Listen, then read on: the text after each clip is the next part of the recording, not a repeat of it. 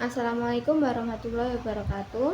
Saya Zelda Azara dengan NIM akhir 001, Prodi Ilmu Hukum kelas 2025A. Bab 1 Pendahuluan. Pertama-tama, kalau akan membicarakan suatu ilmu, haruslah mengetahui terlebih dahulu objeknya dan luas lapangan pembicaraannya. Yang demikian ini supaya dapat memusatkan perhatian pada objeknya tersebut. Dalam buku ini yang akan dibicarakan adalah ilmu negara. Ilmu negara adalah ilmu yang menyelidiki dan membicarakan negara. Ini telah nyata ditunjukkan oleh namanya sendiri. Tetapi sebetulnya ilmu yang membicarakan negara bukan hanya ilmu negara saja. Oleh karena di samping ilmu negara itu masih ada ilmu-ilmu lainnya yang juga membicarakan negara. Dan berhubung ilmu itu bukanlah pengetahuan yang biasa, tetapi pengetahuan yang mempunyai sifat-sifat teratur dan sistematik, maka penentuan objek pembicaraan itu adalah suatu keharusan. Hal ini dimaksudkan agar dapat mengetahui sampai di mana luas ilmu negara tersebut dan tidak melampaui lapangan pembicaraan ilmu-ilmu lainnya. Adapun sistematik pembicaraan daripada buku ini adalah sebagai berikut. 1. Objek ilmu negara. Di sini yang dibicarakan adalah luas daripada pembicaraan ilmu negara. Tegasnya apakah yang menjadi objek pembicaraannya. 2. Asal mula negara. Pembicaraan di sini meliputi teori-teori, ajaran-ajaran, dan paham-paham mengenai bagaimanakah timbulnya negara itu atau bagaimanakah terjadinya negara itu. Maksudnya, bagaimanakah perpindahan manusia dari keadaan yang hidup bebas dan belum teratur ke keadaan bernegara, ke keadaan kehidupan manusia yang serba teratur. Dalam hal ini hanya akan kita bicarakan beberapa teori saja yang pokok-pokok. Teori tersebut antara lain adalah A. Teori-teori pada zaman Yunani kuno. Dari zaman Yunani kuno antara lain dikemukakan Sokrates, Plato, Aristoteles, Epicurus, Zeno. Sedang dari zaman Romawi kuno sarjananya tidak banyak, antara lain Polybius, Cicero, Seneca. Yang C.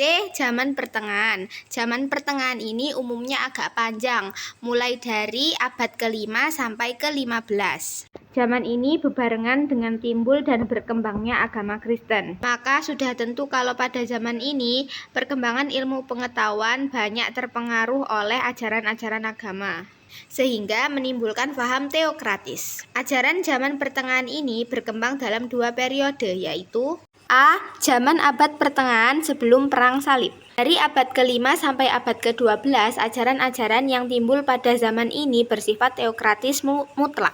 Artinya mendasarkan ajarannya itu kepada kekuasaan dan keagungan Tuhan. Dalam zaman ini, ajaran-ajaran yang ada sebagian besar diciptakan oleh 1. Augustinus, 2. Thomas Aquinas.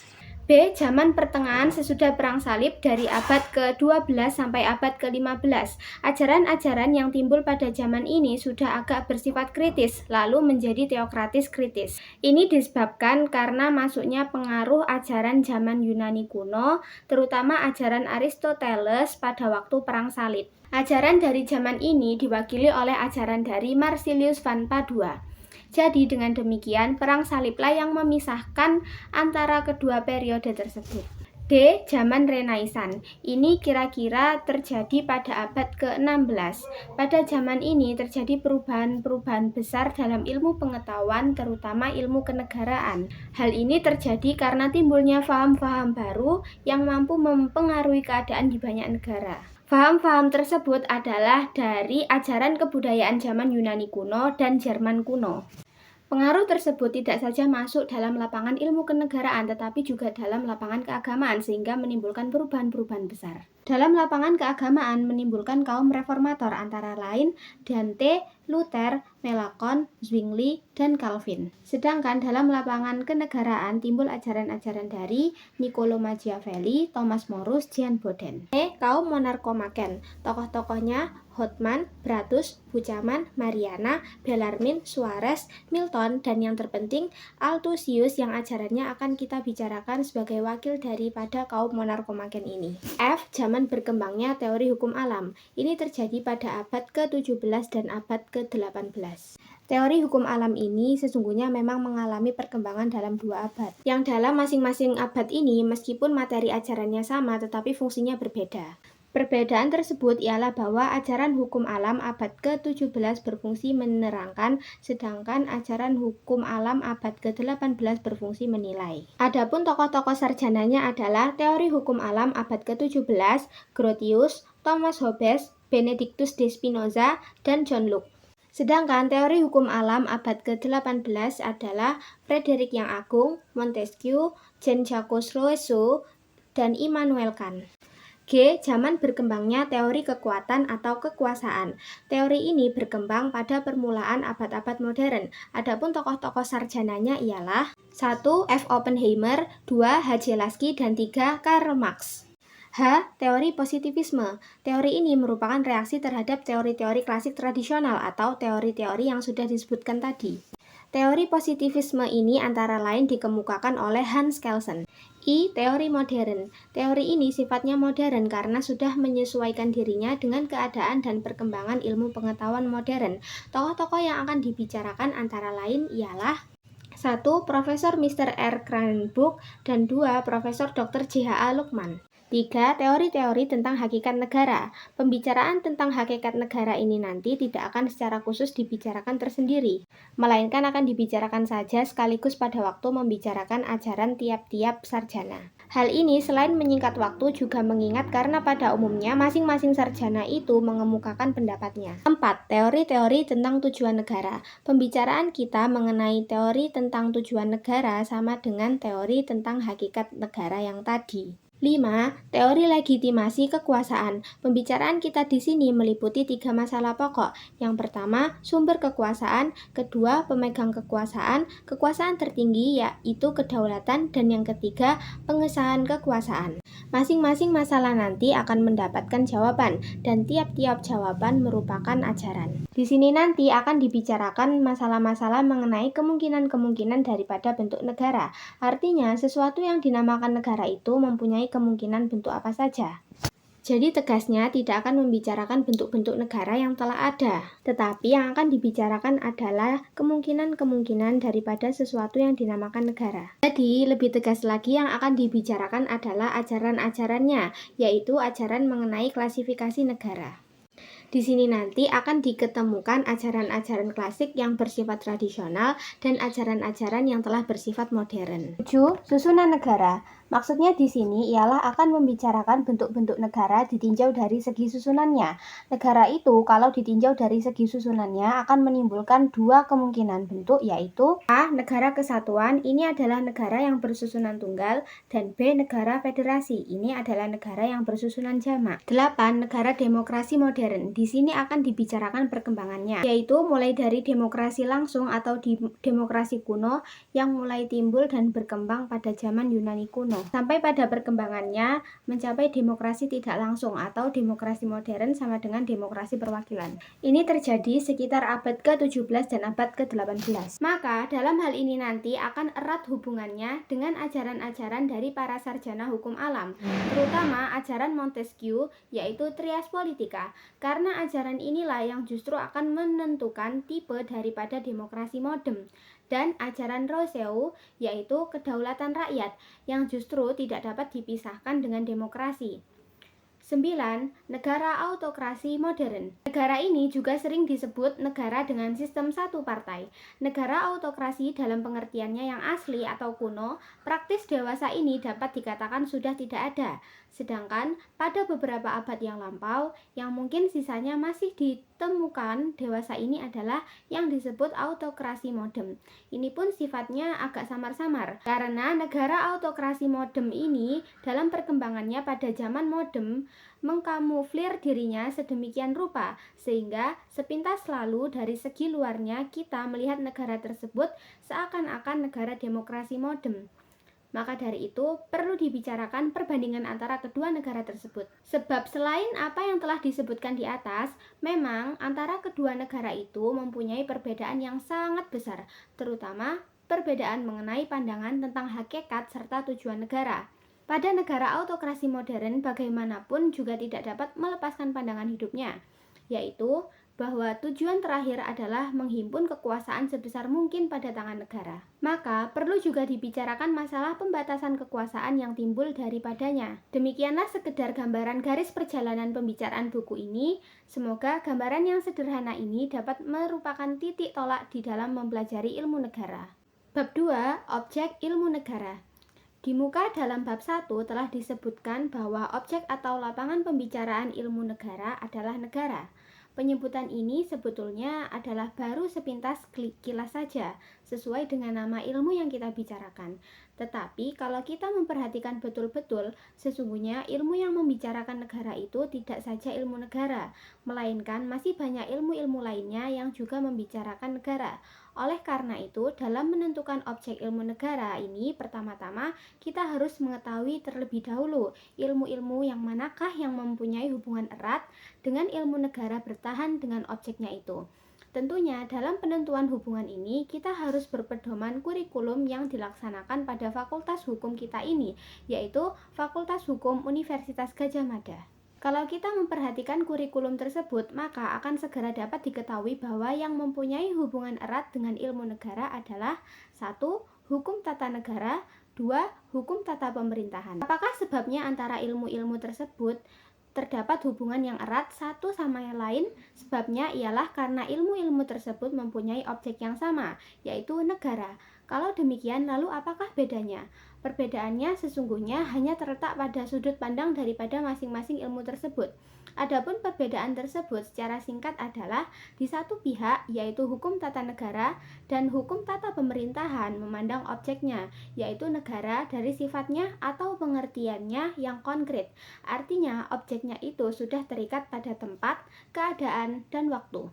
Jadi, telah mempunyai adjektif yang tertentu, misalnya negara Republik Indonesia, negara Inggris, negara Jepang, dan seterusnya. Kemudian, dari negara dalam pengertiannya yang konkret itu diselidiki atau dibicarakan lebih lanjut susunannya, alat-alat perlengkapannya, wewenang, serta kewajiban daripada alat-alat perlengkapan tersebut, dan seterusnya. Sedangkan ilmu negara memandang objeknya itu yaitu negara, dari sifat atau dari pengertiannya yang abstrak, artinya objek itu dalam keadaan terlepas dari tempat, keadaan, dan waktu.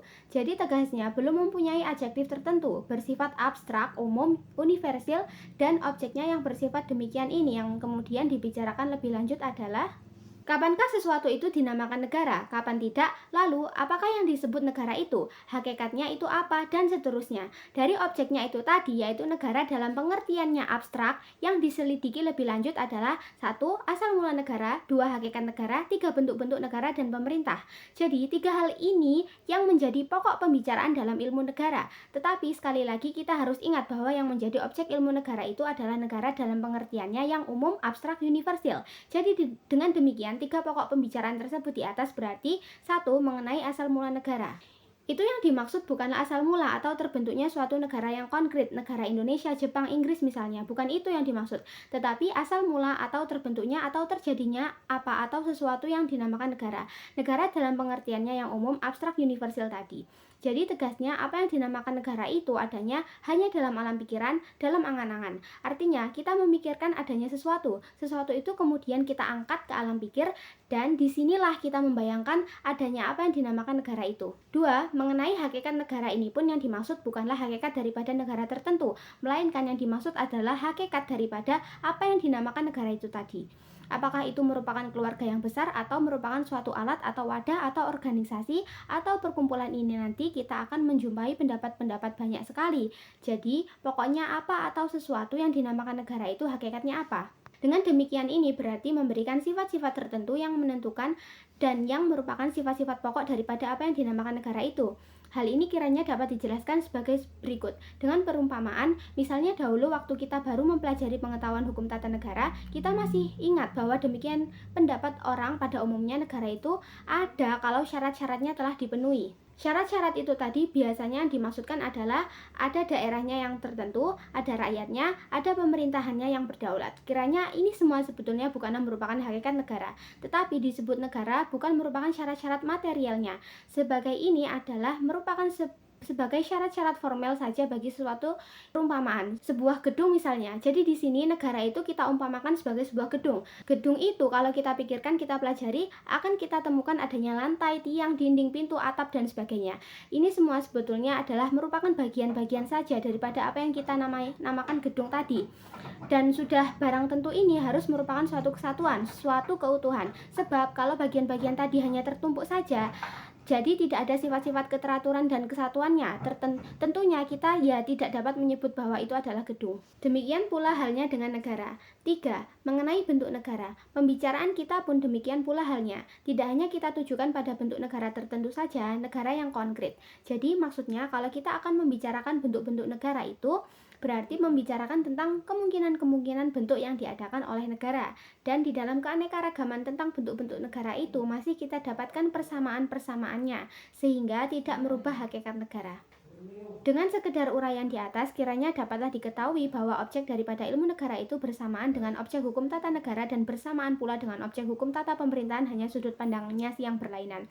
Ilmu negara memandang, menyelidiki, mempelajari objeknya yaitu negara, dalam pengertiannya yang abstrak, umum, universal. Sedangkan kalau kedua ilmu lainnya itu tadi memandang, menyelidiki, mempelajari objeknya, yaitu juga negara dalam pengertian yang konkret, yang tertentu. Disinilah letak hubungan yang erat antara ilmu negara dengan ilmu hukum tata negara dan hukum tata pemerintahan. Hubungan yang erat ini menimbulkan konsekuensi bahwa ilmu negara merupakan pengantar atau dasar daripada hukum tata negara dan hukum tata pemerintahan. Tegasnya, orang tidak akan dapat mempelajari hukum tata negara dari suatu negara dengan baik kalau sebelumnya tidak mempelajari ilmu negara terlebih dahulu. Demikian misalnya Leon Duguid dalam bukunya Trade Detroit Constitutional hampir separuh lebih memuat tentang ilmu negara. Di atas telah beberapa kali disebutkan bahwa objek ilmu negara itu adalah negara dalam pengertiannya yang abstrak, umum, universal.